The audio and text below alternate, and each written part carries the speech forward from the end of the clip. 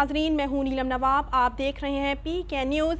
سب سے پہلے شیخوپورہ سے خبر شامل کرتے ہیں۔ شیخوپورہ میں پشاور کے آرمی پبلک اسکول میں شہید ہونے والوں کی یاد میں شمع روشن کی گئیں اور شہداء کو خراج تحسین پیش کیا گیا۔ ہمارے city bureau chief Arshad Parvez کی رپورٹ کے مطابق شیخوپورہ کے صدر چوک میں پی ٹی آئی کے سینئر نائب صدر میاں افضال حیدر کی قیادت میں اے پی ایس شہداء سے اظہار یکجہتی کے لیے ریلی نکالی گئی، جس میں بڑی تعداد میں پی ٹی آئی کارکنان، صحافیوں اور شہریوں نے شرکت کی۔ ریلی کے شرکاء نے آج کے روز 8 سال قبل آرمی پبلک اسکول پشاور میں پیش آنے والے سانحہ کے شہداء کی یاد میں شمع روشن کی اور ان کے بلند درجات کے لیے خصوصی دعا کی گئی۔